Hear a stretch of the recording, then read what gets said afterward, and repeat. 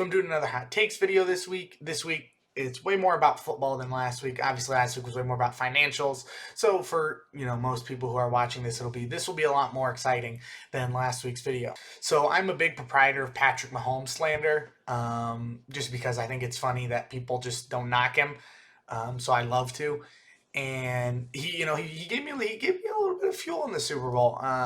But regardless, let's go into the case that I've presented. So Mahomes fell into the perfect scenario. I'm not faulting him for this. If anything, he should pat himself on the back. He got lucky, and that doesn't happen to everyone. He goes to Andy Reid's system, gets that awesome spread offense, just like the one he was running in college. He gets Tyreek Hill, one of the best deep threat receivers in football, Travis Kelce, maybe the best tight end. I think he is. Then he gets a young running back, Clyde Edwards-Helaire, who's known for his dual threatness that he presented at LSU with a top 5 O-line. That sounds pretty good for a player. And, man, he's delivered. I mean, he's thrown 50 touchdowns already, and he's only been in the league for 4 years. So, sure, that does definitely show that football is still changing. But also, I think what it shows is just that he's got one heck of an arm. And, like I said, he's delivered, except really in Super Bowls. I mean, even in the one he won, he didn't play great, which we'll get to later. And sure, you can bring up he played great defenses in both games, but guess what? You're in the Super Bowl. Those teams are great. Of course, you're going to be facing a good defense. So I'm just taking that one off the table right away. That is not an excuse that he played a good defense, because worse players have played better against defenses than him. So the other one I'm seeing a lot is that his team was dropping everything. Well, actually, according to a Sports Illustrated analytical article, there was only 3 true drops. The rest were considered forced incompletions, which basically just means that the DB had a chance the way he was playing the receiver, the ball didn't go. So either if he swatted it, if he got in the receiver's face, if he put his hand up in the receiver, that then makes it a forced incompletion instead of a drop. Well, let's say they forced then 4 incompletions too, along with those 3 drops. So that's 7 passes, okay? 7 passes. He still missed 16 throws and threw 2 picks and had 2 close calls and one that was turned over because of a penalty. So again, I'm not saying that that's all his fault, but I'm just saying, he missed throws too. Receivers can drop footballs just like quarterbacks can miss throws. That happens. It's the NFL. That's just what happens. Excuse number 3 is that he was getting rushed like there was no tomorrow. That is true. But Tampa only blitzed 7 times. So Reid saw that they were generating all this pressure from their front 4, and he didn't try to retaliate by putting tight end to chip, or even, they have a great fullback in Anthony Sherman. Put him in the back there to try and help Mahomes. They just didn't really do that because they kept out going in that spread offensive unit that's made them so well. And they just didn't. Like I said, they didn't try and really protect him. They kept doing the same thing, really. They didn't change, really, at halftime. They didn't try running the football more to maybe ease up the rushing or anything. So, again, as I said in my last video, the Chiefs are home run hitters. They kept swinging for home runs, but they kept getting hit before, so they didn't have time. And you know what? Look, I will say the one thing that was just atrocious was the penalties. The fact that the Chiefs had 10 penalties on defense for 110 yards versus 3 for about 20, that's just awful. That makes absolutely no sense to me. That is the case of the refs getting their hands on the game when they shouldn't. That is just atrocious. It's the Super Bowl. They're supposed to be able to play physical. That's like the whole point of playoff football, is that the DBs and receivers are just hand fighting the whole game. And I just think these refs haven't watched a game of football in their life to realize that, because it was just atrocious. But again, all that being said, Chiefs still needed to move the ball.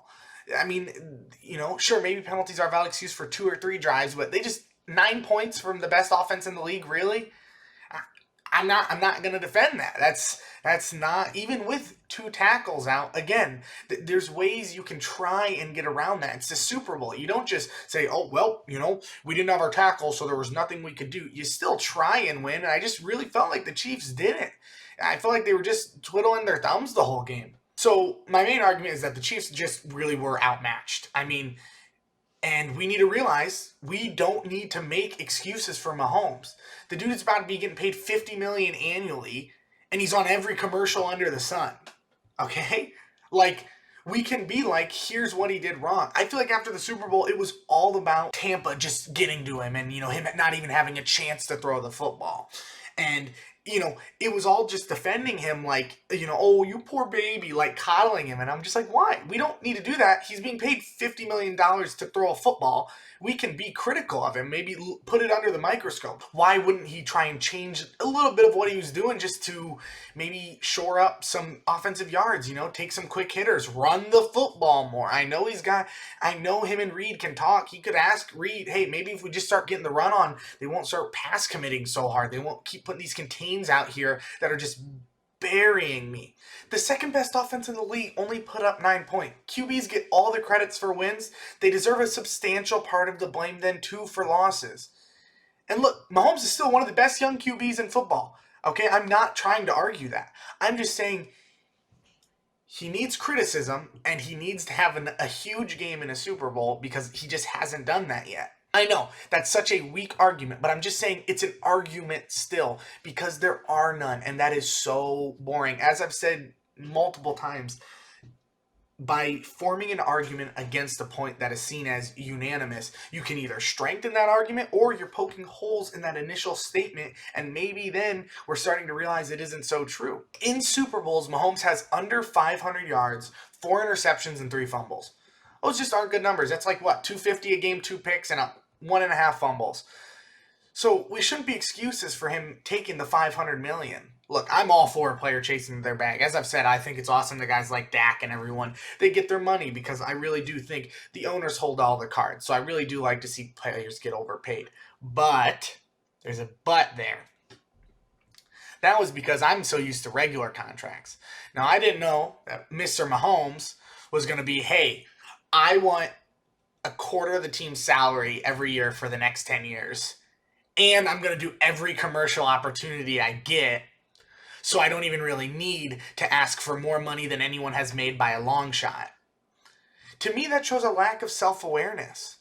He could have taken $40 million a year, given his team 10 more a year, and then again, you aren't handicapping your team as much because you're already making that money outside with State Farm and Head and Shoulders. Now look, I know also, just a side note, I know contracts don't work off of annual income. It's not like if it's 160-40 every year. I'm just saying that because annual value is the easiest way to talk about contracts due to likely to be earned and not likely to be earned clauses, making it really difficult to figure out how much a player is getting the year before. Anyways, you are essentially saying I am as good as to be a fourth of the team. So then, to me, if you're taking $50 million, you have a lot less reasons to complain about your O-line, because that's more money that could have been spent on O-lines.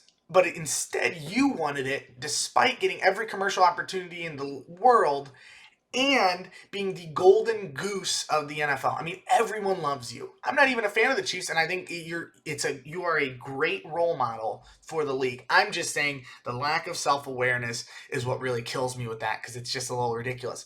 I mean, let's look at terrific Tom. I mean, I love to hate on Tom Brady, but the one thing I will give him tons of credit for is taking less money in contracts to win Super Bowls. I've never seen a player do that. And again, I get he has a wife that's making just about as much money as him, so he has that luxury. But again, Mahomes, like I said, he's the best young quarterback in football, and he has every commercial in the book. Tom really never was huge into the commercials like Mahomes was. I mean, Mahomes is on national TV even when it's not Sunday because everyone knows his face. He is the next household name. He really has reached that status. Tom Brady was a household status. He still took $30 million.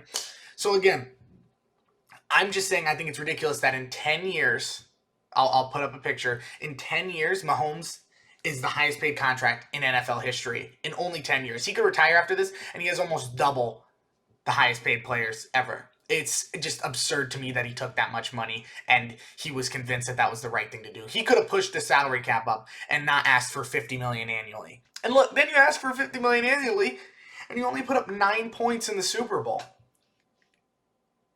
I get that the Chiefs are home run hitters and the Bucs punished them for that.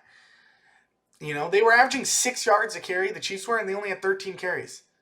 It sort of reminds me of the prime Warriors, like in the 2010s, when the Warriors were just shooting 80 million threes a game, you know? And there was a phrase that kept, being said, oh, well, you live by the three, you die by it. It's a harder thing to do, so sometimes they just don't land. Sometimes in sports, shots just miss. The ways that be make them miss. and you die by it. The Chiefs lived by big plays, and their downfall was their inability to convert big plays, which is just the ultimate irony, I think. Do I think Mahomes deserves all the blame? Absolutely not.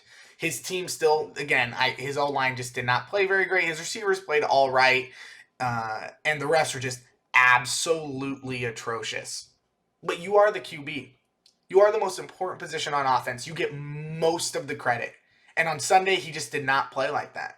He's still amazing, and he's going to break a bajillion records, but we need to realize he really needs to get back to another Super Bowl at this point just to prove that he's not this schlup who's just in it for the money. Because, again, no quarterback has ever won a Super Bowl with higher than 20% when taking up higher than 20% of the cap. He's taking up almost 25, and now with the dip, he's taking up more than that. And obviously, they've already converted some of his roster to bonuses so they can prorate it to other years, but still, he's still getting that money just later. So I'm just saying that, when you're asking for $50 million, you're kind of just saying that I don't think I'm going to make it back to the big game again.